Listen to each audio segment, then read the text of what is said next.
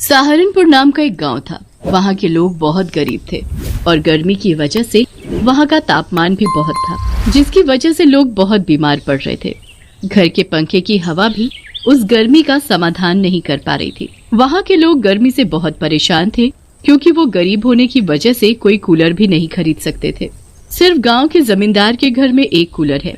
जमींदार के बेटे सौरभ को गांव वालों से बहुत ही लगाव था। वो अपने गांव वालों के लिए कुछ करना चाहता था। एक दिन जमींदार और उनका बेटा सौरभ आपस में गांव के बारे में बात कर रहे थे। सौरभ, तुम देख रहे हो कैसे ये गर्मी हमारे गांव वालों को खा रही है। गांव वालों की वजह से खेती पर भी बहुत फर्क पड़ रहा है। फसल आना कम हो गई है। हाँ पापा, गांव वाले गर्मी की वजह से बहुत ही परेशान हैं। गर्मी से गांव वालों को बीमारियां भी हो रही हैं। ये सब ग्लोबल वार्मिंग की वजह से है। ग्लोबल वार्मिंग का तो मैं कुछ कर नहीं सकता, लेकिन अगर ऐसा ही चलता रहा तो उनके लिए इस गांव में रहना ही बहुत मुश्किल हो जाएगा। मुझे इन लोगों के लिए कुछ ना कुछ तो करना पड़ेगा।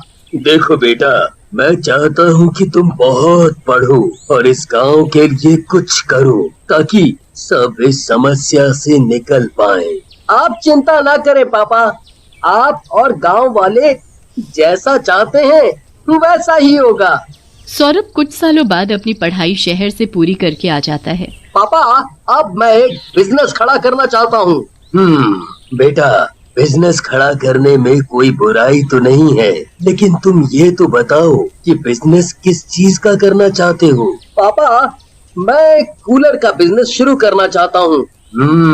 बहुत बहुत बढ़िया सुझाव है ये बेटा। तुमने बढ़िया सोचा है इस बारे में। मैं तो कहता हूँ बिजनेस शुरू करने की तैयारी तुम कल से ही क्यों नहीं शुरू कर देते? जी पापा, मैं कल से ही सब तैयारी शुरू कर देता हूँ।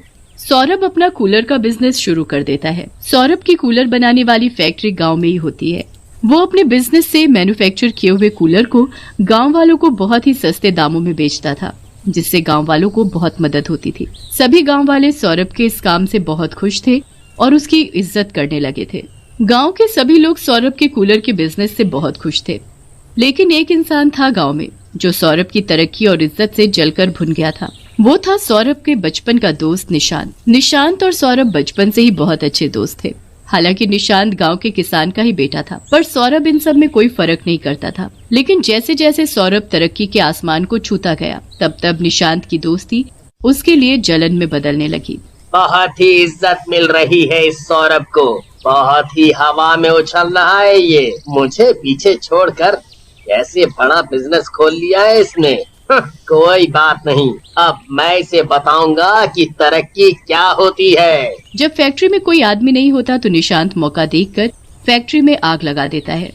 बदकिस्मती से सौरभ उसी फैक्ट्री में होता है और फैक्ट्री के साथ वो भी जलकर मर जाता है। फैक्ट्री जलने के बाद बिल्कुल बर्बाद हो जाती है।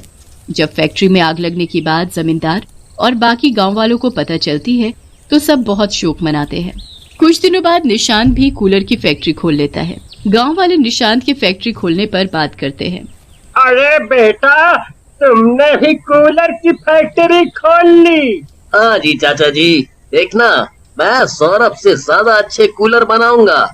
ऐसा कूलर बनाऊंगा कि एसी और कूलर में कोई फर्क ही नजर नहीं आएगा। अच्छा बेटा, आज तक तो हमें सौरभ के कूलर की आदत थी, पर चलो कोई नहीं, हमारा आशीर्वाद तो तुम्हारे साथ भी है। निशांत को ये बात सुनकर बिल्कुल अच्छा नहीं लगता और वो वहाँ से चला जाता है। निशांत जब देखता है कि सारे गांव वाले सौरभ से कितना प्यार करते हैं तो उसके मन में गांव वालों के लिए भी नफरत जाग जाती है। अब मैं इन गांव वालों को अच्छे तरीके से बताऊंगा कि सौरभ को याद रखने का हश्र क्या होता है। निशांत अपने कूलर में ऐसा काम करवाता है कि कूलर चलने पर वो एकदम से फट जाएगा और कूलर चलाने वाले का घर जल जाएगा। निशांत अपने कुछ कूलर गांव में बेच देता है। जैसे ही गांव वाले कूलर को चलाते हैं, निशांत एक गांव वाले के घर में झांक कर देख रहा होता है, लेकिन कूलर बिल्कुल सही सलामत होता है। ये क्या हो गया? ये कूलर फटा क्यों नहीं? तभी निशांत को अपने पीछे कोई शख्स खड़ा दिखता है। कौन है? तभी वो शख्स उसके सामने निशांत के सामने कोई शख्स नहीं बल्कि भूत होता है और वो भूत सौरभ का होता है। उसे मरने के बाद मुक्ति नहीं मिल पाई थी, इसीलिए वो मरने के बाद भूत बन गया। तुम्ही ने मुझे मारा था ना? हाँ, मैंने अपनी फैक्ट्री की खिड़की से सब देख लिया था। तुम्ही ने फैक्ट्री में आग लगाई थी।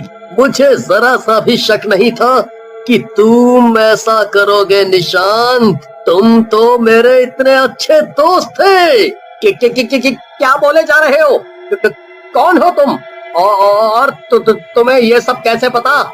मैं सौरभ हूँ निशांत, वही सौरभ जिसे तुमने अपनी ईर्ष्या की आग में जला दिया था। मुझे तुम्हारा हर मकसद समझ आ गया है। मैं तुम्हें गांव वालों को चोट नहीं पहुंचाने दूंगा।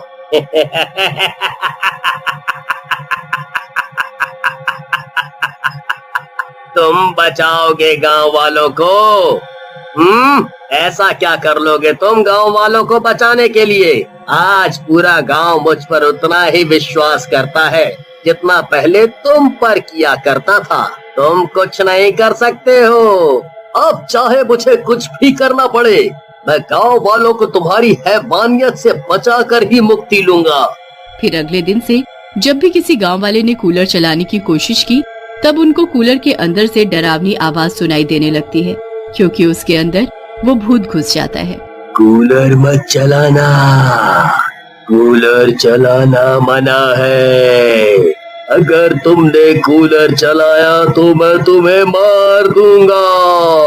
अरे अरे, ये क्या हो गया? कूलर में से ये अजीब सी आवाज क्यों आ रही है? क्या करूं? गांव वाला उस आवाज को नजरअंदाज कर देता है और फिर से कूलर चला देता है और बिस्तर पर लेट जाता है। जैसे ही वो सो जाता है तभी उसका पैर भूत खींचने लगता है। कौन है? अरे कौन है? किसने खींचे मेरे पैर? कमाल है, इस घर में तो सिर्फ मैं ही अकेला रहता हूँ, फिर भी ऐसा क्यों लग रहा है जैसे यहाँ मेरे अलावा भी कोई है। फिर एकदम से उसके सामने भूत आ जाता है और वो डर कर बेहोश हो जाता है। डरता जमींदार को सब बताने चला जाता है। जमींदार बाबू, जमींदार बाबू, हमारे गांव में भूत है। कैसी बातें कर रहे हो? सब साफ साफ बोलो। गांव वाला जमींदार को सब बातें बता देता है। क्या बकवास कर रहे हो? पागल तो नहीं हो गए हो? रात को गहरी नींद की वजह से तुम्हें वहम हो गया होगा।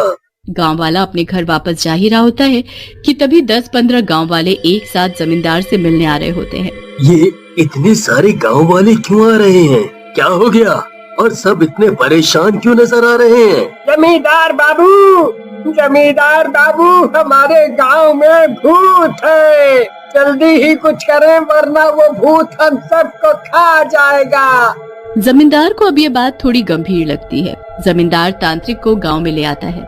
बताइए, कहाँ से समस्या शुरू हुई थी भूत की? जी, गांव के लोग बता रहे थे कि कूलर में कोई समस्या है। ठीक है, मैं गांव के किसी एक आदमी का कूलर लेकर कुछ तंत्र मंत्र करना चाहता हूँ।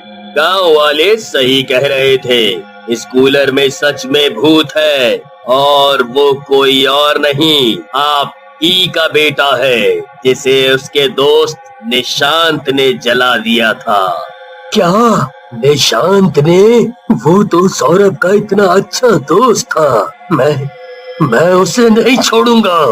आप चिंता ना करें, मैं आपको आपके बेटे की आत्मा से यानी उसके भूत से मिलवाता हूँ। फिर जमींदार के सामने वो भूत आकर खड़ा हो जाता है।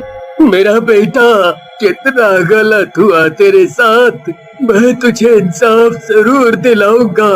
पापा जी, आपका बहुत बहुत शुक्रिया। आपको पता नहीं था कि निशांत किस तरह से पूरे गांव वालों को नुकसान पहुंचा देना चाहता था। मेरे बच्चे, मैं तेरी आखिरी इच्छा पूरी करना चाहता हूँ। बता बेटे, तेरी आखिरी इच्छा क्या है? पापा जी, मैं चाहता हूँ कि फिर एक कूलर की फैक्ट्री खुले और आप गांव वालों की मदद करें। हाँ मेरे बेटे, भगवान तेरी आत्मा को शांति दे। फिर वो भूत हवा में उड़कर गायब हो